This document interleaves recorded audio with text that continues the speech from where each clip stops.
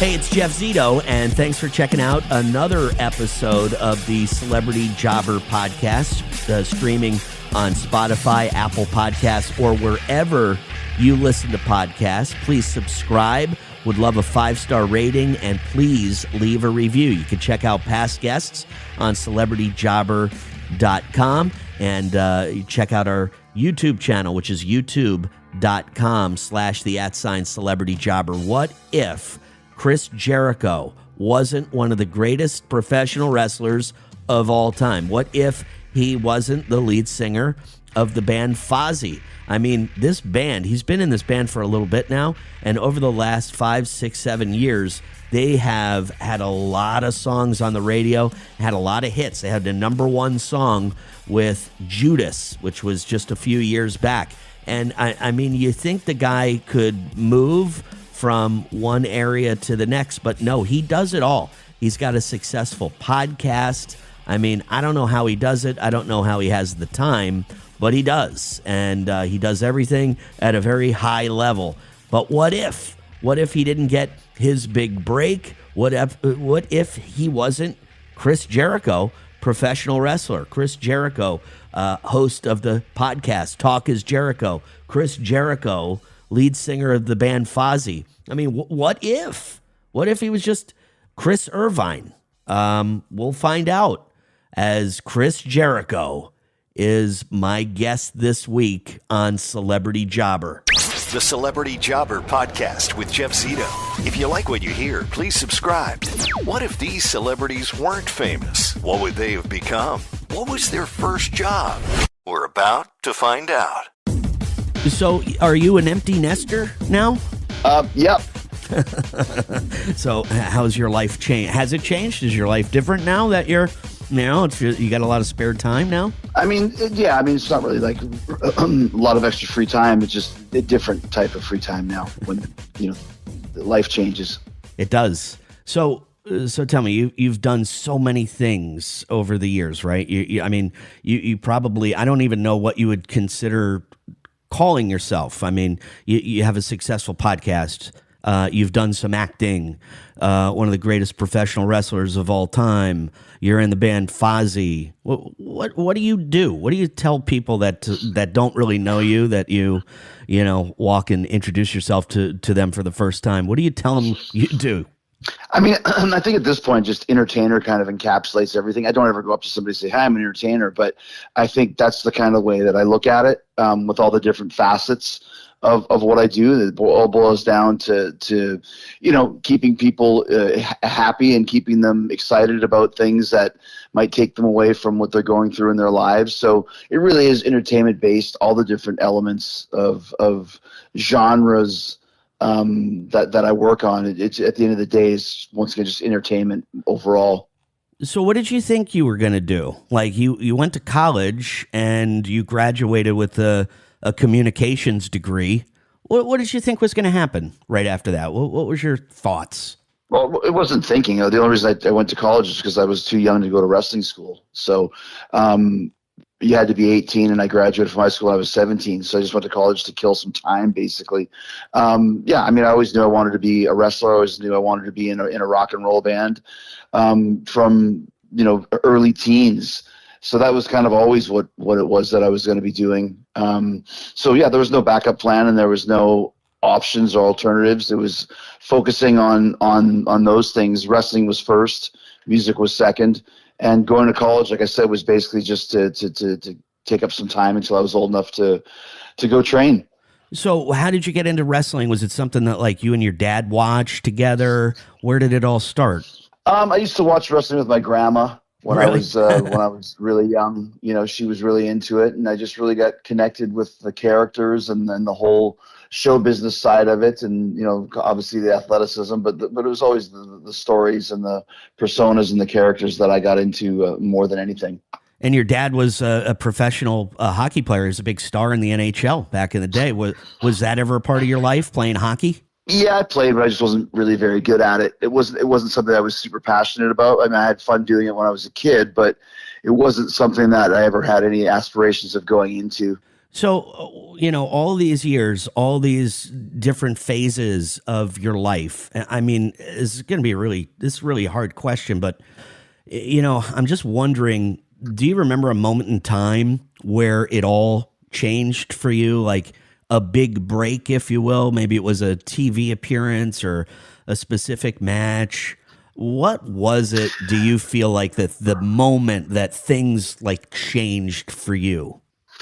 I mean, it's all relative. You work your way up the ladder, and each kind of goal, you think, okay, if I could only, get to this part, and then you do. And if I can only go to that part, and then you do. So, to this day, I mean, you're always just striving to do better and do bigger things. And when you start out on a lower level, even just having a match is a big deal. Or, just if I can only just have one match, or if I can, have a match outside of the province, or, outside of the country, or whatever it may be. And the same with rock and roll. If I can just get a gig, or if I can now just, play a gig, in a different state, and then suddenly, you're just building and building and building. So I think I don't think there's ever really, for me at least, there wasn't like one moment where it was like, oh, this is it. It was just, maybe I should do this. Okay, now I'm doing it. Maybe I should do it a little bit more in a different direction, or maybe try and expand what I'm doing here. And, like I said, it's always different levels of success and different goals that you set for yourself. And when you achieve them, then you don't stop. You just go to the next goal. So that's basically kind of the template, I think, for anybody that's successful, is you never really stop finding those moments. You just create new ones as you go. And you said earlier that you knew when you were a kid, you always wanted to be a wrestler, and you always wanted to be, in a rock band. Those things simultaneously, when you were growing up, those were the two things that you always wanted to do? Yeah. I mean, it was kind of like, those were just the two things that really interested me. And, I thought, well, why just settle for one? Why not try and do them both? And then, of course, at the time, everybody had opinions. They still do, of, well, you'll never do this or you'll never do that. And I never really worried about that. Like, why does anybody care what I want to do? Just kind of worry about your own, goals and thoughts and dreams. And that's kind of what I always kind of focused on, just focusing on myself rather than what other people think about me or what other people's opinions are of me, because it really doesn't make any difference. It doesn't have any bearing either way. So once I kind of focused on that and, realized that, like, I was kind of in control of my own destiny, and either it's going to work or it's not, but I'm the one who's going to decide if I do it or not anybody else. So that's kind of where it started for me at a very young age, and I still have that attitude to this day. Were there any other bands before Fozzy? Yeah, I was. My high school band was called, well, first I was in a band called Primitive Means. Then my high school band was called Scimitar. And then I was in a couple other bands, like Blackstone Menace was one, Great Caesar's Ghost was another. So yeah, I always had names of bands and played, and that was all throughout my, even when I first started wrestling, I still continued to play music and write songs and record songs. And then how did Fozzy come into the picture? I mean, did you meet the Duke of Rock somewhere? I mean, I remember the band was quite different, in the late 90s or the early 2000s. It was more of a cover band, and then you guys really, started doing your own thing, and then became very, very successful within the last 5-6 years. Well, yeah, I mean, like any band, you start playing covers. It's just that our albums were kind of recorded as covers at the beginning, but we decided to do all original stuff fairly early on in our career. Probably about 2004, I think, is when we were like, okay, let's really start focusing on our original material. And then in about 2010, Rich and I decided, like, why don't we just go for it? Like, let's just put all of our efforts into this and start going, basically full time. And that took the band to a different level. But then what really made a big difference was in 2017 when Judas came out and we started getting heavy airplay on rock radio. And, we never realized how important rock radio is and still is until we started getting played on rock radio. And then you realize that just takes things to a completely different level. And here we are with 7 top 10, rock radio songs now at this point. And, once again, like you said, it takes things to a completely different level. So every band has stages that they go through of very levels of success and various levels of notoriety. And we're pretty lucky that here we are 25 years into the band's existence, and we're bigger than we've ever been. And that's because of the acceptance of radio, and the fans that listen to it. I never really envisioned us to become a quote unquote radio band, but that's what we are. 7 top 10 songs. That's nothing to sneeze about. A gold record that I'm looking at right now for Judas on my wall. So suddenly things go to a different level when you get those accolades. And where did you meet the guys from Fozzy? How did that whole thing start for you? I mean, you just meet, you go through the whole history of the band, but it's been 25 years. We just met up at a venue and just started talking, Rich and myself, and I was thinking about putting together a band, and he was thinking about doing something a little different. And that's basically what started, and it's just one of those things. You meet different guys and different people, and certain ones you hit it off with, and Rich and I were just kindred spirits from the start as far as what we wanted to do with music and musically, and as far as being, a team. And you realize, any longevity that you're going to get, you have to give and take with the guys in your band, especially with the two kind of alphas, the Mick and Keith, or the Steven and Joe type of a thing. And that's Rich and I. So I let him do what he does best. He lets me do what I do best. And we've created a pretty good partnership that creates great music and a great live show and just a lot of excitement whenever. And I want to plug some of these live shows, by the way. October 5th, Fozzy at the Orpheum in Tampa. Also in New York, Gramercy Theater, October 17th. In Philly at the Foundry, October 18th. One of my favorite venues, the Machine Shop in Flint, October 20th. That's a real rock club. That's just an awesome place to play. Is it? Do you have a favorite when you guys are out on the road? Is there a favorite place that you guys like to play? Whether you're feeling it from the audience or you're just feeling that the sound of a place is particularly good. Is there a spot that is a favorite to you guys? I mean, it just goes more. The countries, I think, are kind of more than just certain. I mean, obviously, you mentioned all those venues, and they're all great cities. They're all great rock and roll cities. Whenever we go to the UK, we do really well over there. It's always a blast to play overseas, playing Australia or going to Canada is always fun. But, the States is a great rock and roll country, and you can go to certain cities and know they're going to be awesome cities like Chicago or Detroit, or you mentioned Flint or New York or Philly. And then you show up like in Lancaster, Pennsylvania, or, the Boise, Idaho, or whatever, right, and just tear the house down as well. So it all really depends on the night, but our fans are always really rowdy and excited, and they know what to expect. It's a rock and roll party when Fozzy comes to town. So almost all of our gigs are fun, just in different ways and in varying ways. And obviously some are bigger and some are smaller, but the bottom line is that people have a good time when they come to our shows, and we have a good time on stage. And that's the most important thing. Where did you come up with the idea of Chris Jericho's Rock and Wrestling Rager at Sea? I mean, I think you've done a cruise before, correct me if I'm wrong, but tell me how this one's different, and how did you come up with this concept? Well, I mean, the only cruise we ever did was the Kiss cruise, and that's when I kind of had the idea of, I think I could do this, my version of it, which would be incorporating wrestling and music and comedy and paranormal and all the stuff that I'm kind of really into, and kind of just focusing on making, once again, a big party at sea. And so it took about 3 years to get it rolling. We had to figure out a way to make sure the ring was secured on the deck of the ship. And, can you actually wrestle in the middle of the ocean? Because I never envisioned it being in port. I wanted it to be on the boat, at sea. And I was thinking, well, if a band can play on the ship, why couldn't a ring be up there and guys wrestle on it? So it took a while to convince some people and get the right, technological involvement and technological answers to some of the questions on how you can do it. And once we got it figured out, it was ready to roll, and it's been great. It's been we're getting ready to do our sixth one, the 6 on the beach in January, at the end of January, 2025.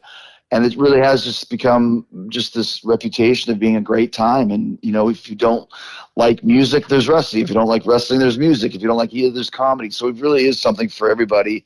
And that's what you want to build, is basically a community. It's like a summer camp where people come every year and see their friends and know that they're going to have an awesome time. It's kind of building it like the Super Bowl, where it doesn't even matter who's on board. People want to be a part of it. ChrisJerichoCruise.com for more information on Chris Jericho's Rock and Wrestling Rager at Sea. All these jobs, we just talked about all these things that you've done over the course of your entire career. What was your first job? What was your very first job? Mowing lawns was probably the first one. Then I worked as a stock boy in a department store called Zellers, which is a Canadian kind of a Target, Kmart type thing. I worked at a deli. So those were kind of the initial early forays. I mean, Paperboy was probably my very first job. Right. And before mowing lawns. Anything while you were trying to, make your bones in the ring? Anything that you did while you were wrestling in the early beginning days? Not really. I mean, I had a bouncing job at a club in Calgary, but I was working pretty much full time, probably about a year and a half into my career. So I didn't really have time for another job. So yeah, I haven't had like an actual, real quote unquote job since I was probably 21 years old, working in a bar. And then it was all wrestling and music and all these other things that we've talked about. Well, thanks so much. I don't want to keep you, and time is valuable. I appreciate your time, and I like what you taught me today. Small talk is for amateurs. I'm all in. I'm all in on that now, man. Thanks. All right, dude. I appreciate it, man, and take care. Chris Jericho, very intense guy, isn't he? His first job, he says Paperboy, then mowing lawns, but real job, worked at a department store in Canada. He also worked at a deli. And while he was wrestling, really didn't have time for a job, but I could imagine he wasn't making the money then when he first started out in wrestling that he's making these days, obviously. So he did mention that he had a bouncing gig back when he first started out. I could definitely see him doing that. He's a pretty intense guy, if you can tell by just talking to him. He's a pretty intense dude, which I believe you've got to be if you're in the world of professional wrestling. And I thought what was cool was his grandmother got him into wrestling. He used to watch wrestling with his grandmother when he was a young guy. His father was a big-time star in the NHL. Irvine played 15 seasons in the NHL for the Boston Bruins, the New York Rangers, the St. Louis Blues, and the Los Angeles Kings. And I asked Jericho, if he ever had any aspirations, since his old man was a professional hockey player, if he ever had any aspirations of playing hockey. He said, he liked it, he played, he just wasn't really into it. His focus was professional wrestling. He said at a very early age, he knew he wanted to be a professional wrestler and in a rock band. I thought that was pretty interesting. Not to mention all the things he does today. Outside of wrestling, he's an actor. Yes, he's a frontman of the band Fozzy. He's putting together that cruise. He had that show on the Travel Channel about the paranormal. He's got a very successful podcast called Talk is Jericho. I mean, he described himself as an entertainer. He doesn't just walk up to people and say, "Hey, how you doing? I'm Chris Jericho, the entertainer." But I mean, with all these different things that he does, it's kind of, not one thing, like, what do you do? He classifies himself as an entertainer. I'd have to say maybe a Renaissance man. Chris Jericho, such a great interview, and what a great guest, man. Don't forget, you can check out all my past guests of a Celebrity Jobber up on CelebrityJobber.com. Of course, you can subscribe. Please subscribe. Leave a 5-star rating would be great. Leave a review. And streaming on Apple Podcasts, Spotify, wherever you listen to podcasts. And follow on Instagram, CelebrityJobber_podcast, and YouTube.com/the@CelebrityJobber. Got some great guests coming up, like comedian Joe Gatto from the Impractical Jokers, and so much more coming up. I can't thank you enough for listening, and until next week, this has been another episode of the Celebrity Jobber Podcast. I'll see you then I'm Jeff Zito.